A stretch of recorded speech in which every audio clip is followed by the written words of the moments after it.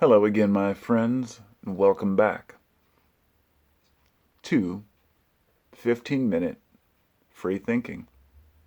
And today, I'm going to tell you how to stop worrying.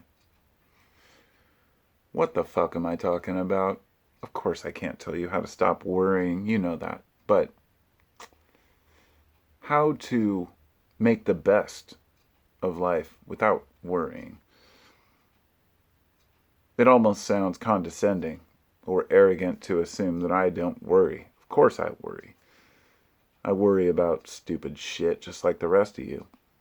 I've woken up at 4 in the morning worried about a bill I forgot, or maybe worry that I'm behind on something, or that I forgot to call somebody back. We all do it. But is it worth worrying about, or just noting and being aware of? And there's a huge difference. There are times when I do wake up early in the morning and I worry about things. I think about things. It's the old 3 a.m., you know, issue. It's pretty well known, you know. Waking up in the middle of the night worried about shit is something so common to most people that they write it off. I don't wake up in the middle of the night, but sometimes I do wake up early during really stressful times. And I think there are people who do this every day. There are people who worry constantly about everything. There are some people out there who are so stressed out that they get very little sleep, and they often put on such a brave face to the world. And you might be one of them, you know?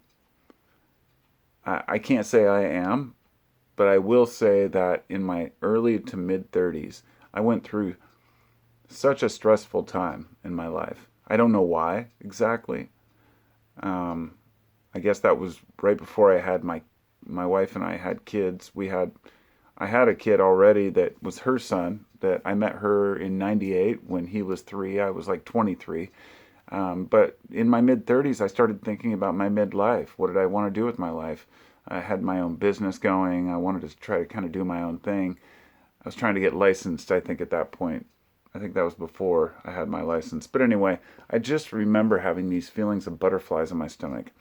And I will say that one of the issues that really added to it and caused a lot of it was being on probation. I got pulled over while speeding. Somebody I was driving with was speeding. My nephew-in-law, so my wife's nephew, we decided to go camping.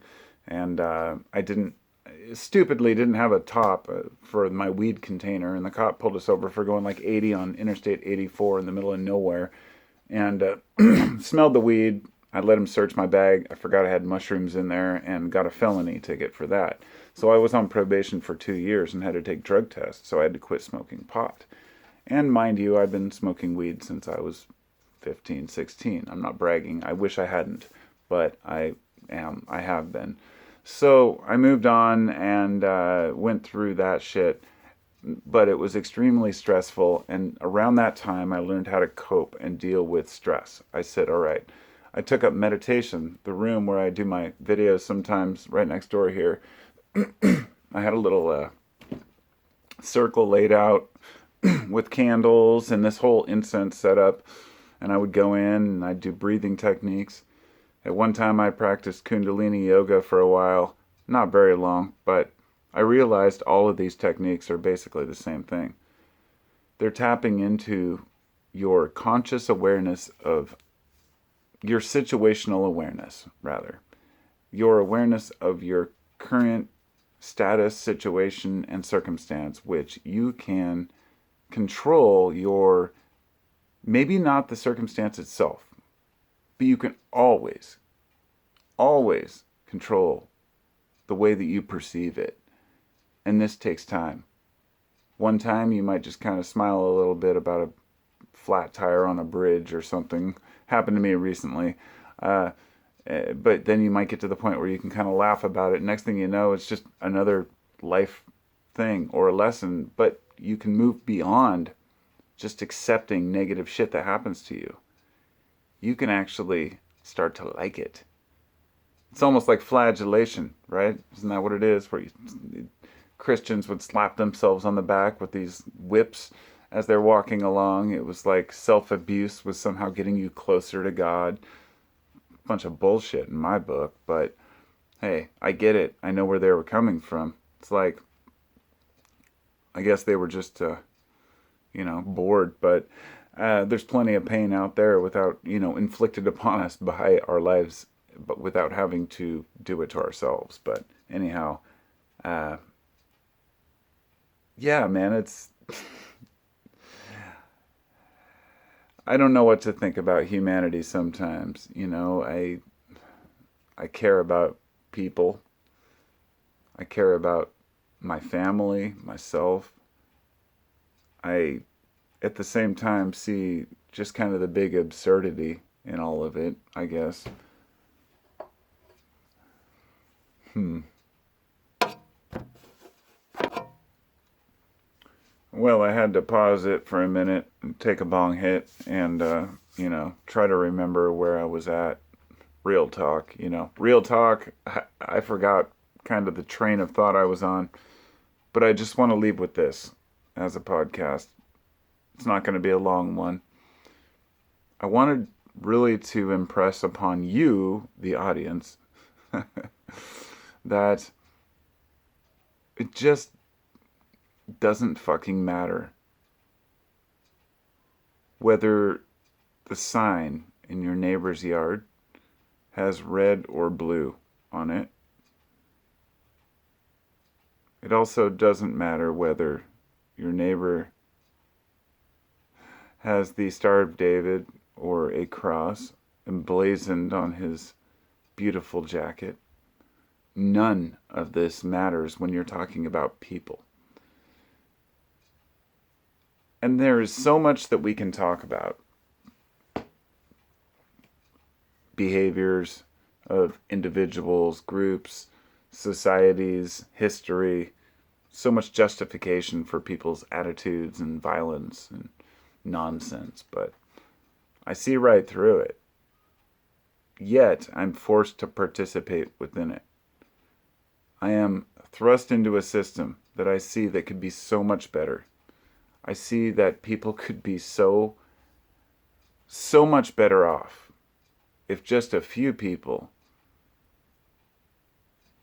didn't have the power that they have, or rather, let me rephrase that, if only a few people could make better decisions. But as complicated as that is, there are shareholders, there are, stock owners, right? You've got companies that have to fulfill their obligations to their shareholders. Profit comes first. How do you stop that? How do you improve and make innovation for the sake of innovation? I don't know. I don't know the answer. I'm not claiming that we should socialize anything or that I have the answers, but rather, it's hard not to envision a world with even 8.5 billion people where we could actually all work together to improve the lives of each other by removing some patent protections or some copyrights to allow people to enjoy certain things without being blocked by sanctions because we don't like another country, allowing various countries to prosper, to not have to build up our militaries to the point where we're fighting amongst each other for no good reason other than to sell more weapons. But that's not the world that I see happening. I don't realize, I should say I can't realize in my mind how that would take place. I can't comprehend it, that humans will ever sway that far and say, all right, let's just be cool. It seems like it's in our nature to fight amongst ourselves. So with that, I hope I'm wrong. But in the meantime, you and I can be cool to each other, right? We can be kind. Thanks for listening. As usual, this video was This video was, I'd like to thank today's sponsor, Your Mom. Your Mom sponsored this video. Tell your mom hi.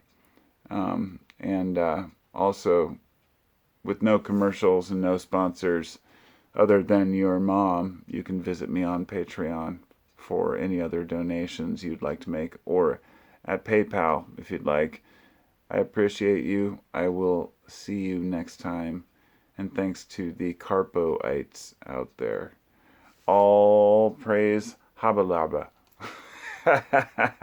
Peace.